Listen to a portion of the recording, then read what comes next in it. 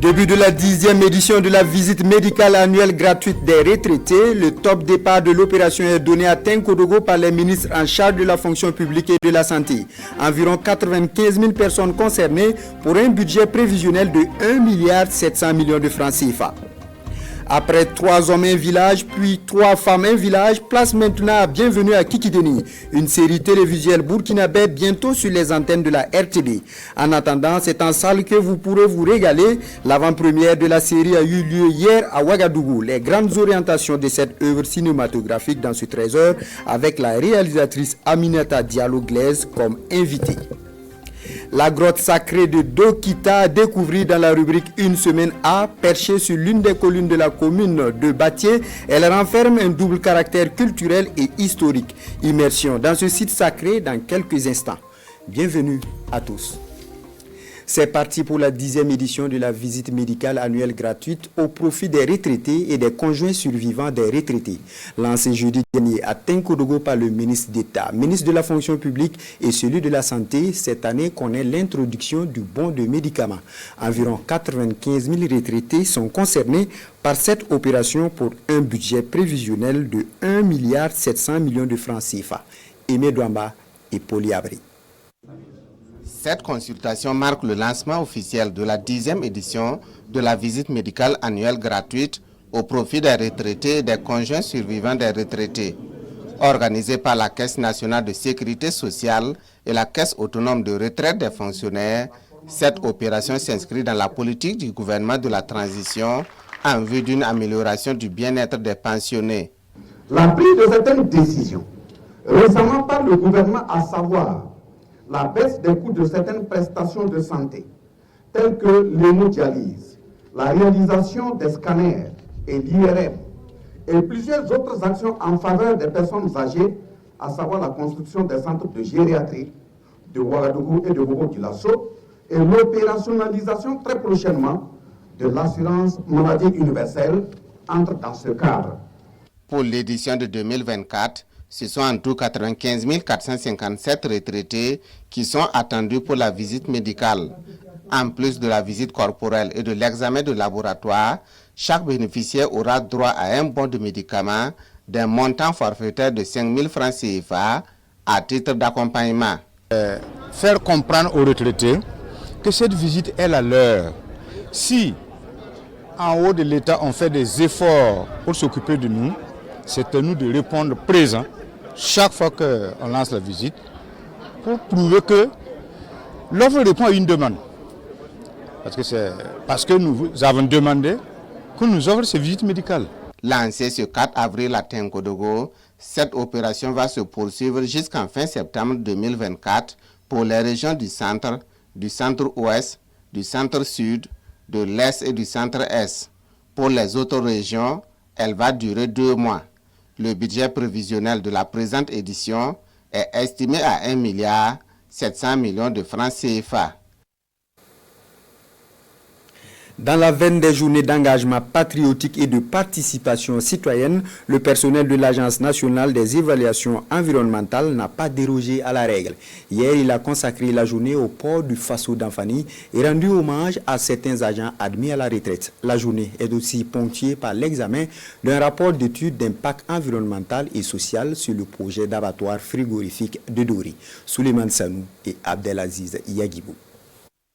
Lentement mais sûrement, le projet d'abattoir frigorifique de Dori avance vers sa concrétisation. La série d'études préalables est bouclée avec la production du rapport d'études d'impact environnemental et social.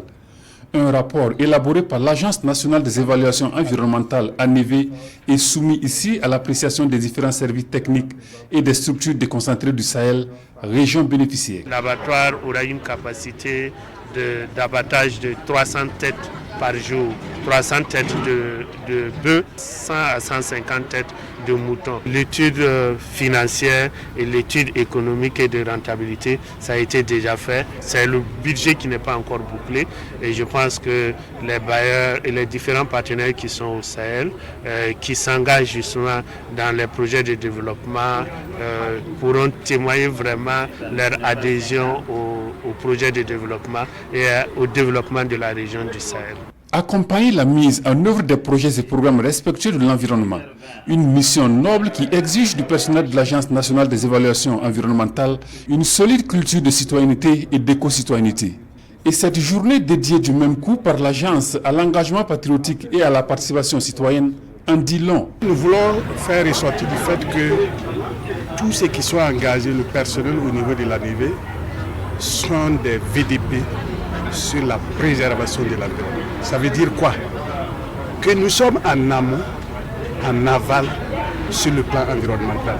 Ça veut dire tout projet qui va s'installer sur le territoire national conformément à la loi du Code de l'environnement, tout projet doit faire l'objet d'analyse environnementale. Et cette analyse va permettre d'anticiper pour mettre des mesures d'atténuation afin de corriger toute éventualité de pollution possible sur l'environnement. De bureau national à agence nationale des évaluations environnementales avec statut DPE, l'ANEV aura grandi grâce à la détermination et au dévouement d'hommes et femmes dont certains sont de nos jours admis à faire valoir leur droit à la retraite. Pour leur rendre hommage et saluer leurs efforts consentis, 3 d'entre eux, dont l'ex-directeur général de l'agence, ont reçu à cette occasion des attestations de reconnaissance. Civisme et paix dans les établissements post-primaires et secondaires de la ville de Ouagadougou. 20 conférences publiques se tiennent dans 20 établissements scolaires.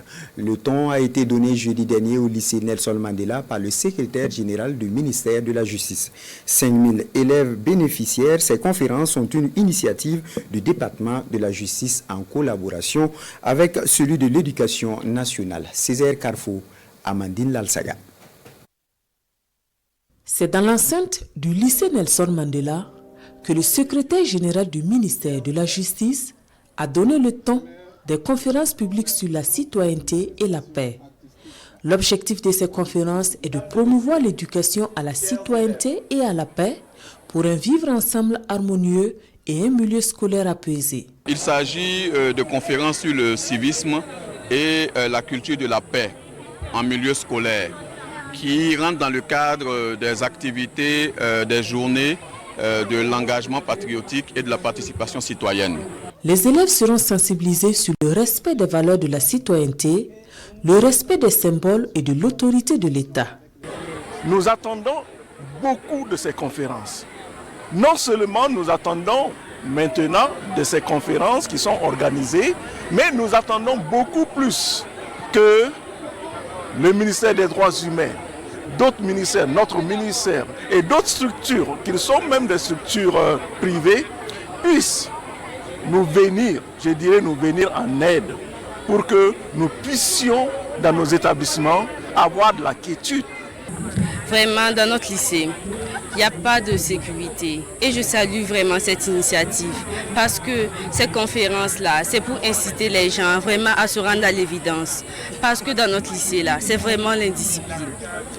On s'en prend aux élèves, aux professeurs et même au corps administratif. Et vraiment, c'est un fait vraiment qu'on doit éradiquer. Sur 2 semaines, le ministère de la Justice, des Droits humains chargé des relations avec les institutions prévoit toucher au moins 5000 élèves de 20 établissements scolaires de la ville de Ouagadougou.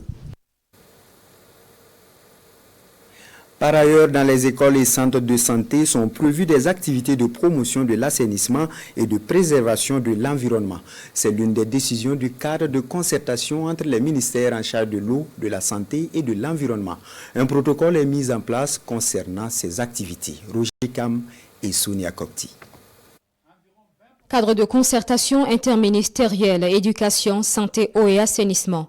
Ces secteurs mettent en synergie leurs efforts pour offrir notamment de meilleures conditions d'apprentissage dans les écoles. Cette première rencontre va dégager les actions à poser courant 2024. Les questions de reboisement par exemple et de l'éducation environnementale.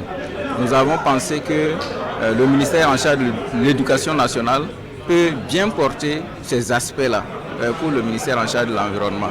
Et vous allez voir que vice-versa, dans chacun de ces départements, il y a des initiatives qui se prennent et qui ne peuvent pas se concrétiser rapidement sur le terrain sans le concours des autres. Notre ambition, c'est de ne plus disposer d'une école sans ouvrage d'assainissement, sans ouvrage d'eau. C'est de ne plus disposer d'une école sans bosquet. Les ministères en question portent l'ambition de faire des écoles des centres d'éducation environnementale. L'état des lieux qui a inspiré la création du cadre révèle des conditions difficiles dans les écoles et centres de santé. Nous avons fait des inventaires des infrastructures d'eau et d'assainissement dans toutes les écoles du pays et dans toutes les formations sanitaires du pays. Ça nous a ouvert les yeux sur ce qu'il faut faire. Cette première session de concertation intervient après la signature du cadre en 2021. Les acteurs se montrent dans l'urgence d'agir enfin pour concrétiser leurs objectifs. Après Koudougou, la plateforme de dialogue entre les secteurs publics-privés s'ouvre aux opérateurs économiques de la région du centre-sud à Manga. Tout sur son fonctionnement a été détaillé et expliqué aux acteurs économiques pour une meilleure appropriation de cet outil numérique. Une plateforme conçue pour mieux renforcer la relation secteur privé et État. Amadou Ilboudou et Moumouni Wanga. Une nouvelle plateforme pour plus d'interaction entre les secteurs publics et privés. C'est ce dispositif qui est ici présenté au monde des affaires de la région du Centre-Sud. Un outil qui prend en compte les imperfections de la précédente plateforme pour davantage fluidifier les échanges entre les acteurs économiques et l'administration publique. Il s'agira dans un premier temps de présenter la plateforme, comment elle fonctionne, alors comment y aller, comment formuler une préoccupation, comment suivre l'état de mise en œuvre de la préoccupation. L'autre aspect aussi c'est de permettre aux acteurs de s'enregistrer directement pour leur participation aux différentes rencontres organisées entre l'État et le secteur privé, notamment les rencontres organisées au niveau des régions, et les rencontres organisées au niveau central qu'on appelle les rencontres sectorielles et la rencontre nationale État-secteur privé. Il s'agit donc d'instaurer un dialogue permanent pour faciliter la mise en œuvre des recommandations du dialogue public-privé. Une action saluée par les bénéficiaires à travers le président de la délégation consulaire régionale. Cette plateforme va permettre à tout le monde d'être au même niveau d'information en ce qui concerne le dialogue public-privé. Elle va nous permettre aussi de soumettre nos préoccupations et de recueillir les solutions proposées par le gouvernement. 2 jours durant, ces opérateurs économiques de cette partie du pays vont se familiariser avec cette plateforme digitale accessible par un téléphone Android ou un ordinateur connecté à Internet. À travers cet instrument, le département en charge du commerce entend stimuler le développement du secteur privé dans les régions du Burkina.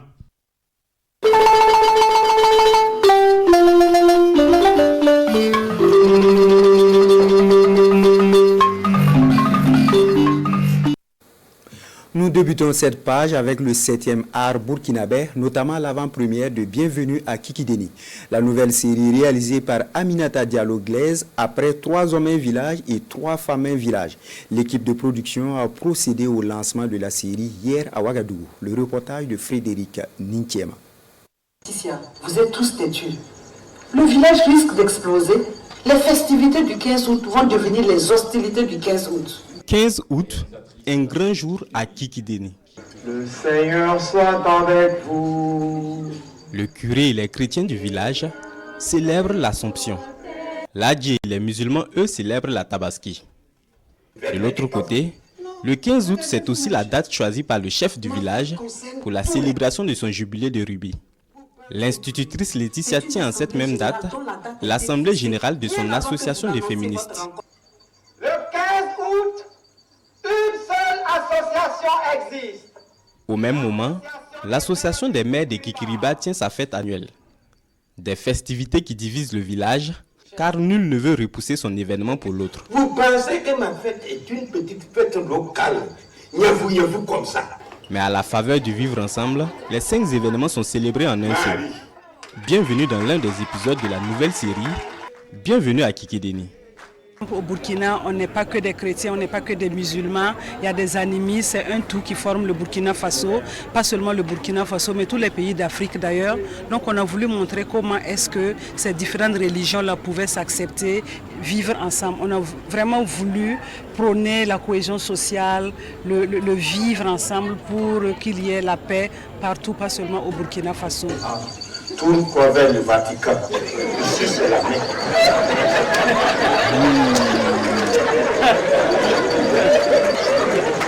Outre la cohésion sociale, ce sont des thématiques comme les droits de la femme, la sécurité et la tolérance religieuse qui sont distillées à travers cette série télévisuelle. Cela dans une ambiance décontractée et bien joviale. On va commencer avec la guide. Prêt.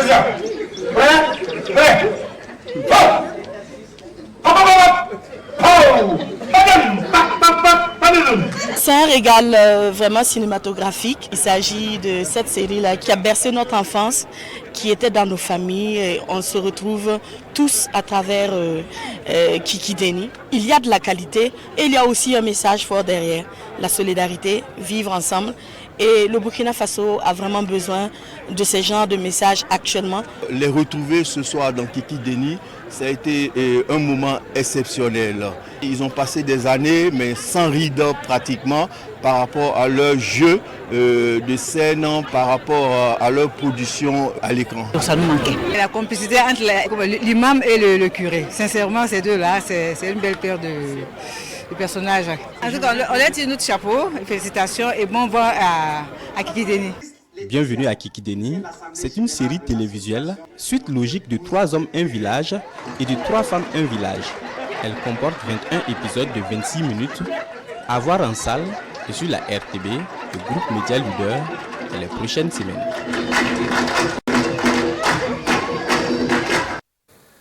Bienvenue à Kikideni qui signe le grand retour à la télé des acteurs burkinabés des séries 3 hommes, un village et 3 femmes, un village. Pour en savoir davantage, nous sommes avec la réalisatrice Aminata Diallo-Glaise, communément appelée Kadi Jolie. Bonjour. Bonjour.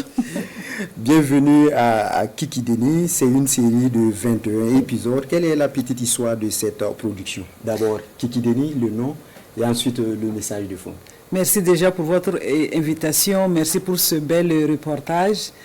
Alors, bienvenue à Kikideni. C'est le 3e volet d'un triptyque, vous savez, comme vous l'avez si bien dit tout à l'heure, qui a commencé depuis 2005 avec 3 hommes, un village. Ensuite, en 2009, avec 3 femmes, un village. Et comme vous l'avez dit également, on a fait plus de 10 ans sans tourner. Aujourd'hui, on revient pour boucler la boucle, comme on dit, avec Bienvenue à Kikideni, avec les mêmes comédiens récurrents, mais bon, vous avez pu voir aussi qu'il y avait de nouveaux personnages. Voilà. Justement, on parle de Kikideni, ça renvoie à quoi? Bienvenue à Kikideni, ça existe réellement? Honnêtement, Kikideni, c'est un village qui existe dans l'est du Burkina Faso. Après, je pense Fada et Diapaga et tout. Donc, le village, il existe. C'est la consonance qui nous a fait prendre Kikideni. Peut-être aussi un clin d'œil à mes parents maternels, on va dire. On vous a vu dans les saisons passées où vous avez mis en exergue la tolérance religieuse. On a d'abord le chef, le curé, l'Adi et l'institutrice. Quelle est la touche de plus de cette série? Mais le message fort, en fait, qu'il faut retenir sur cette saison-là, c'est la tolérance, la cohésion sociale. Je pense qu'au-delà du Burkina Faso, on a tous besoin de paix. Donc c'est un message qui doit être récurrent, que tout le monde puisse imprimer ça, qu'on s'accepte tel qu'on est. Et musulmans, chrétiens, animistes, bouddhistes, peu importe, on est tous des enfants d'un même peuple, d'une même nation. Donc c'est vraiment la paix, la paix, la paix. Et on a aussi voulu faire un clin d'œil à nos forces de défense et de sécurité en faisant un épisode sur la sécurité où l'AGI se propose d'être VDP. Chez nous, c'est VDP, les volontaires, je pense, je ne sais plus trop quoi. Et voilà, donc c'est aussi pour leur rendre hommage pour tout l'effort qu'ils font justement pour nous permettre, nous autres, de vivre nos rêves, d'être aussi sur le terrain sans nous inquiéter. Alors, on le sait, vos œuvres sont basées pour la plupart sur l'humour et le comique. Comment vous êtes arrivé à prendre en compte l'actualité relative à l'insécurité, vous l'avez dit, dans vos scénarios? Est-ce que le côté sensibilisation est perceptible? Absolument, absolument. Je pense qu'au-delà du rire, les gens sont ressortis quand même de la salle hier avec des messages forts. Hein? Le rire permet, si vous voulez, de mettre des messages de façon subtile. On en rit, mais derrière, on se dit, ah tiens, il y a ça qu'il faut retenir. C'est un très bon vecteur pour moi, en tout cas, pour passer des messages. Alors, Madame la réalisatrice, qu'est-ce qui est fait pour la promotion de Bienvenue à Kiki Déni? On sait qu'elle est attendue sur la RTV. C'est vrai, déjà hier on a accueilli beaucoup de gens à Canal Olympia, Idrissa Ouedraogo. La salle était pleine à 17h, la cour a reçu plus de 1000 personnes, donc c'était vraiment une première, en tout cas pour moi, ce format série télé qui est destiné aux télévisions, mais que nous avons voulu amener en salle, justement pour faire patienter nos fans qui réclament ça depuis longtemps. Donc la télévision, la RTB étant coproductrice, je pense que c'est à vous de choisir les dates qui vous conviennent. Nous, on est là, le produit est prêt, il est mis à votre disposition. Donc c'est vraiment selon vous, votre programmation, ça va être diffusé et sur la RTB et sur Canal+. Alors, merci à vous, Aminata Diallo-Glaise, pour ces éclairages. Je rappelle que vous êtes la réalisatrice de la série Bienvenue à Kiki Déni. Restez avec nous pour la suite de ce journal et allons à la découverte de la nouvelle œuvre littéraire de Dibi Milogo titrée Le secret des légendes. Dans l'ouvrage, l'auteur invite la jeunesse burkinabé à s'inspirer de l'histoire des hommes exemplaires de la société, une prédisposition pour être utile au Burkina. La dédicace avec Adam Aguiti et Karim Bikenga. Le secret des légendes. Voici le titre de la nouvelle œuvre de Alfred Milogo. Auteur de plusieurs ouvrages, il conduit les lecteurs dans l'univers des légendes de l'Afrique et d'ailleurs. Le secret des légendes présente des figures emblématiques à travers leur engagement en faveur des valeurs humanitaires. Il y a des gens qui ont pu exploiter au mieux leur potentiel. Ça veut dire que quelque part, ils ont un secret. Et vous imaginez si ces gens pouvaient partager leur secret à l'ensemble des différents acteurs, notre monde ne serait qu'un monde meilleur. Donc il était normal que nous puissions, à partir de ces personnalités-là, décrire leur success story pour pouvoir aider les autres à emboîter les mêmes pas, pourquoi pas à faire mieux. Parce que ces légendes parfois viennent de très loin, parfois viennent des trous. Et si vous lisez leur histoire, vous allez vous dire, mais qu'est-ce qui alors t'empêche de faire mieux que lui? Le secret des légendes compte 436 pages et subdivisé en 4 grandes parties. L'œuvre est disponible à la librairie Mercury au prix de 18 000 francs CFA. Un autre invité dans ce 13h, il s'agit de l'artiste musicien Oskimo, promoteur de Oskimo Tour, la caravane de lutte contre la drogue en milieu scolaire.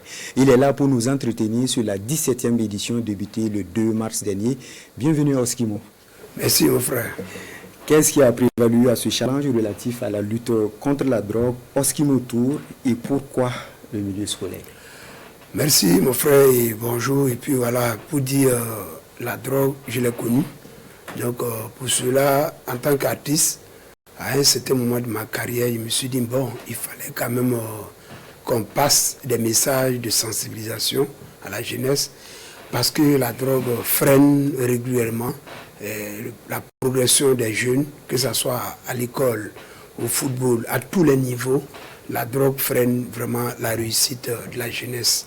Donc c'est pour cette raison que nous avons initié cette caravane de sensibilisation dénommée Oskimo Tour, jeunes propres sans drogue.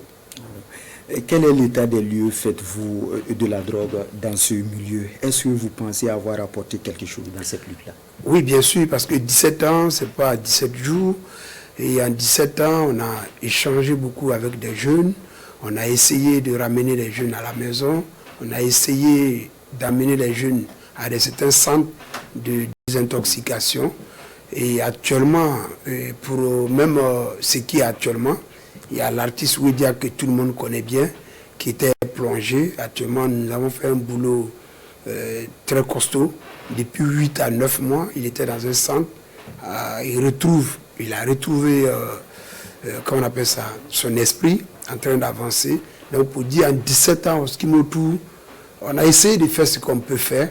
Maintenant, aujourd'hui, on essaye de vraiment sensibiliser les jeunes qui ne sont pas encore tombés dans la drogue, de vraiment faire un effort, ne pas s'avancer sur ce terrain. Voilà, parce qu'avec l'insécurité que notre pays vit depuis ces dernières années, la consommation de la drogue a un lien fort avec ces histoires de l'insécurité. Donc nous, on essaye maximum de parler de la violence en milieu scolaire à tous les niveaux. Voilà. D'accord. Avant tout, vous êtes un artiste musicien. Est-ce que cette activité n'a pas un peu plombé votre carrière d'artiste musicien? Non, le contraire, ça a essayé encore de lancer ma carrière parce que, étant un artiste, généralement, on pense que c'est les artistes qui sont les premiers à consommer la drogue. Voilà, parce que c'est vrai qu'il y a beaucoup d'artistes dans ce genre de trucs. Mais ma carrière, oui, j'ai fait pas mal de... Le dernier album en date, c'est en 2019. Voilà, on essaye de travailler pour essayer d'avancer. Là, je suis en studio pour, comment on appelle ça, un autre album. D'ici là, peut-être même en featuring avec Wediak, pour essayer de le remettre sur les rails. Voilà, et la caravane aussi continue. C'est vrai que nous avons commencé le 2 mars et nous avons fait à Samba. Là, le 17, on doit être encore à Samba dans un lycée appelé Lisa. Et puis le 20, on sera à Zabré pour la grande soirée de non à la drogue, à la jeunesse des Zabré. Donc on profite de vraiment ce 13h inviter tous les habitants des Zabré pour attendre Oskimotou le 20 avril à partir de 17h, place de la Nation, avec les jeunes scolaires. Merci à vous, l'artiste et promoteur de Oskimo Tour. Restez avec nous pour parler culture toujours, notamment des préparatifs de la SNC Bobo 2024. Gros plan sur les archers du centre. Un seul athlète qualifié, il est permanemment en répétition. Il s'entraîne à la précision des tirs à Ouagadougou. Il compte représenter valablement la région face aux autres compétiteurs. Il s'est confié à Nongba Kouda et Abdoulaye Kabouri. Voici l'unique représentant de la région du centre au tir à l'arc à la Semaine nationale de la culture SNC 2024. Lui, c'est Daniel Sagnan-Pagnan. Ce sexagénaire s'entraîne juste à côté de son domicile dans le quartier de Nabmatanga. Il est souvent accompagné par ses petits-enfants et les jeunes du quartier. Chaque soir, et ce, depuis décembre 2023, il jauge son adresse. Je suis dans les entraînements jusqu'au départ pour Bobo, parce qu'on ne peut pas, c'est comme vous préparez une marche, vous ne pouvez pas suspendre la préparation. Si vous suspendez la préparation, c'est comme si vous perdez des réflexes au fur et à mesure. Les entraînements qui sont la seule solution pour aller à une compétition. Daniel Sagnan-Pagnan croit en ses chances et ne craint pas la concurrence, surtout celle qui sera imposée par les archers du sud-ouest ou du centre-sud, d'où il est originaire. Pourquoi un seul représentant du centre au tir à l'arc? Bon, les gens n'ont pas eu l'information à temps. Donc le seul qui a eu l'information à temps, il était pratiquement seul, donc ça fait que malheureusement celui qui a été... Bon, heureusement, celui qui a été retenu. Mais nous espérons que les prochaines fois, on aura plus de candidats au niveau des tirs à l'arc. La Semaine nationale de la culture, c'est du 27 avril au 4 mai prochain dans la ville de Sia.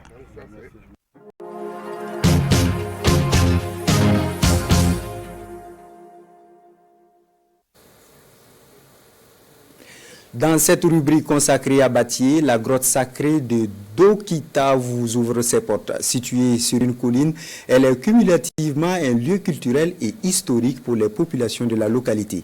L'accès à ce site en dit long sur sa sacralité. Le reportage de Moussa Ouedraogo et Sekou Zongo. Tout commence ici, au pied de cette colline, qui abrite un trésor immatériel recensé patrimoine culturel national, la grotte de Dokita. Elle est au sommet de cette élévation naturelle et il faut aller la voir pour lever tout équivoque. Visiblement, nous avons des jambes solides, du moins pour l'instant, et nous amorçons la montée.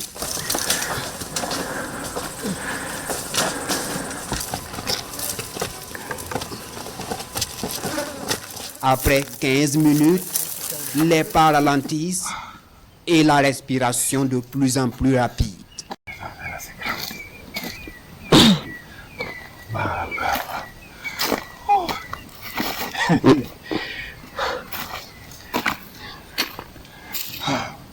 C'est comme ça tous les jours. Vous venez ici combien de fois par l'année? C'est un signe d'un épuisement programmé, mais nous devons continuer d'avancer sur la pente raide.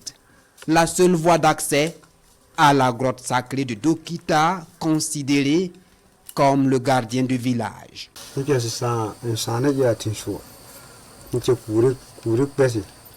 Cette grotte est un lieu de culte de nos ancêtres, cela depuis les temps immémoriaux. C'est donc un hôtel où les gens viennent demander l'aide des ancêtres pour la résolution de certains problèmes sociaux, comme le problème de mariage ou de fécondité. Après résolution, l'intéressé a l'obligation de revenir accomplir sa promesse. La grotte sacrée de Dokita représente donc tout pour les populations de Dokita et aussi pour la province du Numbiel. Mais au-delà de la sacralité de cette grotte, elle a été un abri pour les populations de Dokita lors des razzias menées par les conquérants. Pendant les razzias, les populations Birifort ont utilisé cette colline pour pouvoir résister face à Samori Touré. Donc lorsque Samori les poursuivait, les populations quittaient leur domicile pour venir se réfugier dans la grotte de cette colline-là. Voilà. Et quand, avec les armes que Samori Touré utilisait, ils n'arrivaient pas, les balles ne pouvaient plus pénétrer parce qu'ils allaient en profondeur. Et cette colline aussi a servi à Samori Touré lorsque il était face à des colons français qui se sont croisés dans cette zone. Donc lui aussi, il a utilisé cette colline pour pouvoir se réfugier de temps en temps.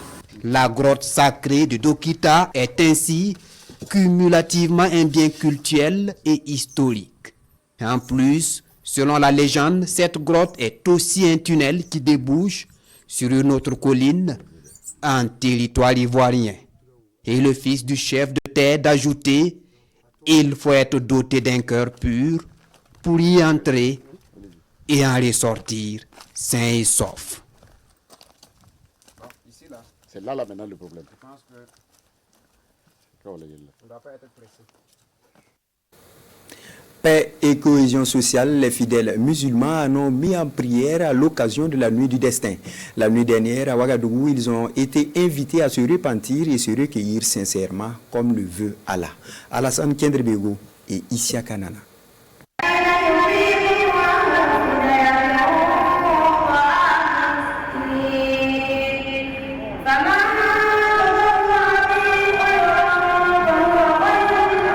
Laïlat au cadre ou encore la nuit du destin.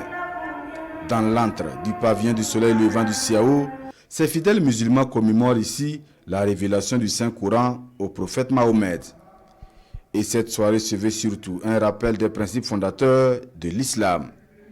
Entre lecture du Saint-Coran, louange et invocation, ces fidèles implorent ainsi Allah afin qu'il étende toute sa miséricorde et ses bénédictions pour notre cher pays, le Burkina Faso. Alhamdulillah, nous disons merci à Allah subhanahu wa ta'ala qui nous accorde cette opportunité ce soir de discuter, d'échanger autour d'une thématique centrale qui est la recherche de la nuit dans le cadre pour la paix au Faso. Vous savez, nos structures, l'AEME, les CERFI, comme toujours, nous avons toujours apporté notre contribution pour le retour de la paix au Faso, dans nos conférences, dans nos activités, à tous les moments, dans nos prières, dans nos sermons. C'est l'occasion, à chaque fois, nous appelons, nous invoquons Dieu pour la paix et l'occasion du mois de Ramadan où Dieu a promis d'accepter l'appel du croyant, de répondre favorablement à l'appel du croyant. C'est l'occasion pour nous d'appeler pour sa miséricorde, que sa main de miséricorde touche le Burkina Faso pour que la paix revienne, afin que nos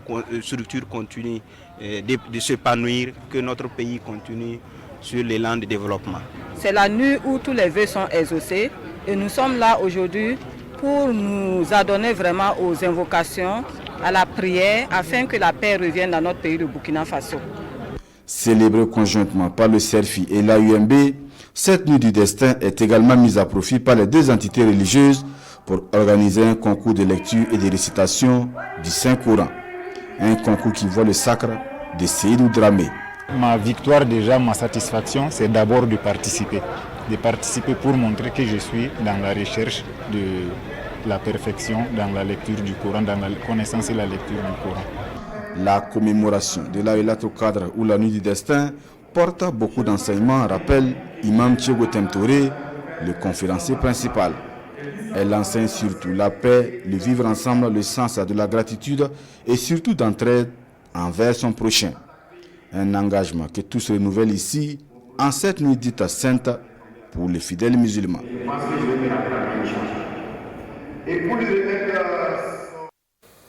Même ferveur à Bobo Dioulasso, la 27e nuit du mois a été consacrée aux invocations car elles sont plus acceptées cette nuit selon l'islam.